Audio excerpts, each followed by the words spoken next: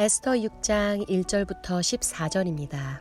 이 밤에 왕이 잠이 오지 아니하므로 명하여 엽대 일기를 가져다가 자기 앞에서 읽히더니 그 속에 기록하기를 문 지킨 왕의 두 넷이 빅다나와 데레스가 아하수에로 왕을 모살하려는 것을 모르드게가 고발하였다 하였는지라. 왕이 가로되 이 일을 인하여 무슨 존귀와 관작을 모르드게에게 베풀었느냐. 시신이 대답하되 아무것도 베풀지 아니하였나이다. 왕이 가로되 누가 뜰에 있느냐. 마침 하만이 자기가 세운 나무에 모르드게 달기를 왕께 구하고자 하여 왕궁 바깥 뜰에 이른지라. 시신이 고하되 하만이 뜰에 섰나이다. 왕이 가로되 들어오게 하라 하니 하만이 들어오거늘 왕이 묻되 왕이 존귀케 하기를 기뻐하는 사람에게 어떻게 하여야 하겠느뇨. 하만이 심중에 이르되 왕이 존귀케 하기를 기뻐하시는 자는 나 외에 누구리요 하고 왕께 아뢰되 왕께서 사람을 존귀케 하시려면 왕의 입으시는 왕복과 왕의 타시는 말과 머리에 쓰시는 왕관을 취하고 왕이 존귀케 하시기를 기뻐하시는 사람에게 옷을 입히고 말을 태워서 성중 거리로 다니며 그 앞에서 반포하여 이르기를 왕이 존귀케 하기를 기뻐하시는 사람에게는 이같이 할 것이라 하게 하소서. 이에 왕이 하만에게 이르되 너는 내 말대로 속히 왕복과 말을 취하여 대궐문에 앉은 유다 사람 모르드게에게 행하되 물은 내가 말한 것에서 조금도 빠짐이 없이 하라. 하만이 왕복과 말을 취하여 모르드게에게 옷을 입히고 말을 태워 성중 거리로 다니며 그 앞에서 반포하되 왕이 존귀케 하시기를 기뻐하시는 사람에게는 이같이 할 것이라 하니라. 모르드게는 다시 대궐문으로 돌아오고 하만은 번뇌하여 머리를 싸고 급히 집으로 돌아와서 자기의 당한 모든 일을 그 아내 세레스와 모든 친구에게 고하매 그중 지혜로운 자와 그 아내 세레스가 가로되 모르드게가 과연 유다 족속이면 당신이 그 앞에서 굴욕을 당하기 시작하였으니 능히 저를 이기지 못하고 분명히 그 앞에 엎드려지리이다. 아직 말이 그치지 아니하여서 왕의 내시들이 이르러 하만을 데리고 에스더의 베푼 잔치에 빨리 나아가니라. 사랑하는 카리스 청년부 여러분, 반갑습니다. 오늘도 말씀으로 브레이크트루 하시는 여러분들이 다 되시기를 소원합니다. 오늘 말씀은 에스더 6장의 이야기입니다. 에스더서의 이야기 중에 어떻게 보면 클라이막스에 달하는 부분입니다. 하만이 유대인들을 멸절해 버리려고 하는 시도의 실패와 또 하만의 마지막을 준비하는 하나님의 섭리의 시작을 말씀하고 있음을 봅니다. 오늘 본문을 보면 아하수에로 왕을 위한 에스더의 1차 연회가 있던 날 밤에 왕은 잠이 오지 않아서 역대 왕들의 궁중일기를 가져다가 읽게 됩니다. 그러다가 전에 모르드게가 자신을 시해하려고 음모를 꾸민 자들을 발견하고 이야기하여 막은 사실을 우리는 말씀을 통해서 알 수 있습니다. 모르드게에 대한 포상이 무엇이었냐라고 묻는 그 왕의 질문에 신하는 아무런 포상도 없었다라는 것을 이야기하지요. 그래서 아하수에로 왕은 모르드게의 공을 포상하기로 마음을 먹고 어전뜰에 누가 있는지 묻게 됩니다. 때마침 어전뜰에는 모르드게를 처형하기 위해 마음을 먹은 하만이 모르드게를 좀 더 일찍 처형하기 위해서 조기 처형을 건의하기 위해서 도착하여 있었어요.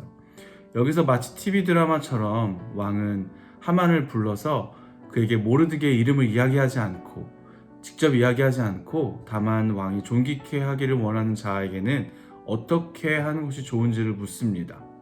왕은 단지 하만이 존귀케 하기를 원하는 사람에 대한 선입견을 가지지 않게 이름을 밝히지 않았을 수도 있는데 하만은 그렇게 생각하지 못하고 왕이 존귀케 하기를 원하는 사람은 자기뿐이다 라고 착각을 하게 되죠. 그래서 하만은 그에게 왕의 옷을 입히고 그를 왕의 말에 태운 다음 신하 중 가장 존귀한 자로 그를 인도하여 성중으로 다니며 왕이 존귀케 하기를 기뻐하는 자에게는 이같이 할 것이라 외치게 하라고 왕에게 이야기를 하였습니다. 왕은 즉시 하만에게 그의 말대로 모르드게에게 시행할 것을 지시했고 하만은 왕의 지시에 따를 수밖에 없었습니다. 이후 모르드게는 다시 왕궁문으로 돌아오고 하만은 괴로움으로 머리를 감싼 채 집으로 돌아와 자기의 당한 일들을 아내와 친구들에게 이야기하죠.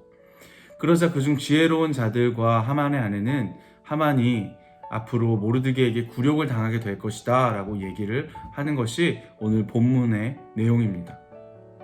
오늘 이러한 본문은 앞장에서 펼쳐오던 유대인의 위기 상황이 마침내 반전되기 시작하였음을 보여줍니다. 그래서 흥미로움을 더하여 주고 있죠.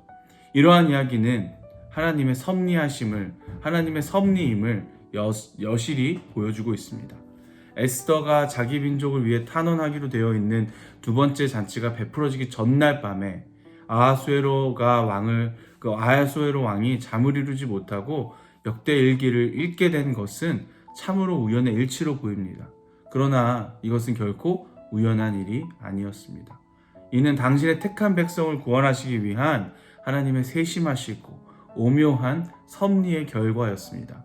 즉 아하수에로 왕 자신은 깨닫지 못했을지라도 유대 민족을 구원하기 위해 하나님께서는 그로 하여금 자신을 시해하려 한 자들의 음모를 적발한 모르드게의 공적이 기록된 역대일기를 읽게 하도록 섭리하신 것입니다. 이처럼 큰 공을 세우고도 아무런 보상도 받지 못했던 모르드게의 그 공적이 5년 만에, 그것도 가장 극적인 순간에 드러나 인정과 보상을 받은 사실은 하나님께서 당신의 뜻을 이루기 위해 얼마나 치밀하게 섭리하시는가를 잘 보여주고 있습니다. 또 이 모든 본문에 하나님께서 이야기를 이끌어 가시는 과정을 보면 하나님의 섭리가 얼마나 놀라운지 우리는 다시 깨닫게 됩니다. 어제도, 지금도, 내일도 동일하신 하나님께서 역시 우리에게도 놀라운 섭리로 이끌어 가시고 계시는 그 하나님이심을 우리는 고백하기를 원합니다. 특별히 오늘 말씀을 통해서 우리가 생각해 봐야 할 것이 있다면 어떤 것이 있을까요? 첫 번째로 원수는 멸망을 준비하지만 하나님께서는 구원을 준비하신다라는 사실입니다. 본문 1절에 이 밤에라는 표현을 우리가 주목해서 봐야 합니다. 이것은 어떻게 보면 대단히 깊은 표현입니다.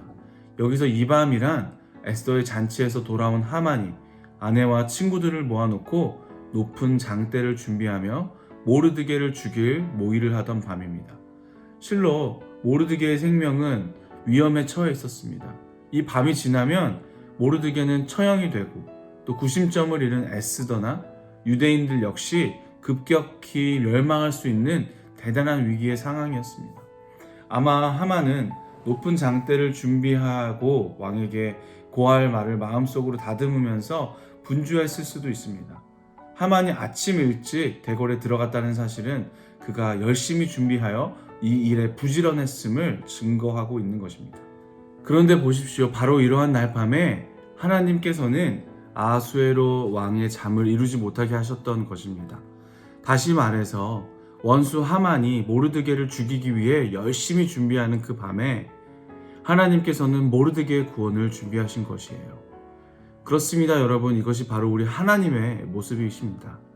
우리는 우리의 자신의 위기 상황조차도 인지하지 못하고 제대로 인식하지 못하고 어떻게 보면 순진하게 어린아이와 같이 깊은 잠에 들지라도 하나님께서는 졸지도 주무시지도 아니하시며 우리에게 타격을 가할 원수들의 공격을 막으시고 무력화시키시는 것입니다. 그래서 이스라엘의 시인은 이스라엘을 지키시는 자는 졸지도 아니하고 주무시지도 아니하신도다 라고 말씀하고 있는 것이에요. 그렇습니다. 하나님은 이렇게 당신의 백성들이 원수로 말미암아 멸망의 위기에 처할 때, 즉 원수들이 우리를 넘어뜨리려고 멸망시키기 위해 준비할 그때에 우리의 구원을 준비하십니다. 우리가 마치 우리의 힘으로 살아가는 것 같지만 사실은 바로 이러한 하나님의 사랑과 돌보심, 바로 그 섭리 가운데 있기에 살아갈 수 있는 것입니다. 그러므로 이런 확신 속에서 늘 담대하고 또 하나님의 그 은혜를 잊지 않는 우리 모든 청년들이 되시기를 소원합니다. 또 6절에 보면 왕이 존귀케 하기를 기뻐하는 사람이라는 표현이 나오죠. 이것은 모르드게에 관한 아하수에로의 표현입니다. 이것은 아하수에로의 마음이라기보다는 하나님의 마음을 대변한 것이어도 크게 틀리지 않습니다.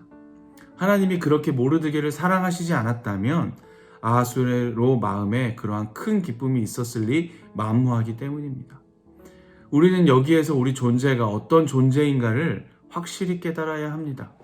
우리는 우리 자신의 적절한 가치에 대해 모를 때가 너무나도 많습니다. 특별히 우리가 세상에서 고난 가운데 믿음의 처절한 싸움을 싸울 때 더욱더 그렇습니다. 우리는 세상의 핍박 앞에서 한없이 약하고 약해진 나의 모습을 발견합니다. 타협할 때도 많지요.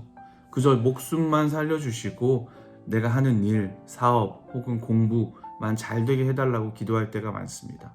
어떻게든 이 위기를 넘기게 해달라고 하는 것이 우리의 솔직한 모습입니다.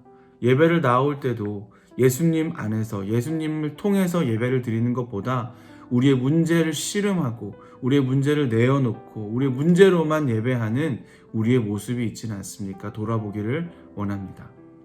하지만 그런 것들은 우리를 약화시키고 우리를 좌절시키기 위한 마귀의 계계일 뿐 정작 하나님의 비친 우리의 모습은 다릅니다. 우리를 존귀하게 하지 않고는 견딜 수 없는 아름답고 귀한 존재라는 것입니다. 우리를 아름답고 귀한 존재로 불러주신다라는 것이에요. 탕자가 비록 아버지의 품을 떠나 그 모든 돈들을 탕진하고 거지와 다를 바 없는 행색이 되었지만 아버지에게 그는 얼마나 귀한 존재였습니까? 다른 사람에게는 재산을 삼켜먹은 놈, 집안을 말아먹은 놈, 막되어 먹은 놈이었지만 아버지에게는 세상에도 둘도 없는 가장 귀하고 가치 있고 진정한 기쁨의 대상이 되었습니다. 그래서 아버지는 아들이 돌아왔을 때 아들을 내어 쫓거나 종 가운데 하나로 여긴 것이 아니라 신을 신기고 좋은 옷을 입히고 손에 가락지를 끼워주셨던 것이에요. 그뿐입니까? 살찐 송아지를 잡아 잔치도 베풀었습니다. 우리 사랑하는 청년 여러분, 아버지에게 있어 탕자가 이런 존재였듯이 하나님 앞에 성도 역시 우리 역시 이처럼 귀하고 가치 있다 불러주십니다. 비록 세상 사람의 눈으로 볼 때는 바보 같아 보이고 천하게 보이고 약하게 보이고 무가치하게 보일지라도 우리 하나님께서 보실 때에는 그 이상의 기쁨 없고 더 이상의 존귀한 자가 없는 것입니다. 하나님께서는 우리를 도저히 존귀한 자로 만들지 않고는 견딜 수 없는 것이 바로 우리의 존재인 것입니다.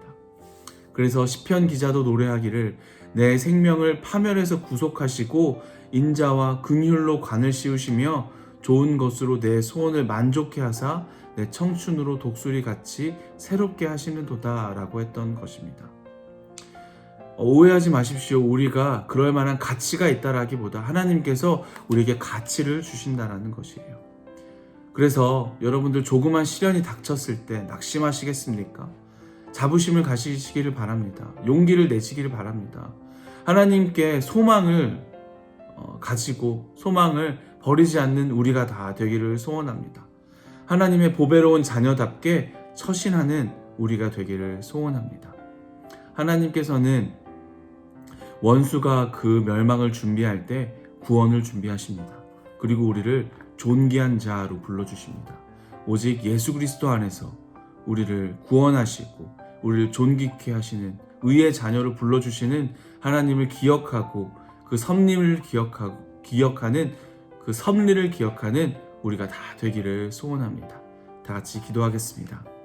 하나님 아버지 감사합니다.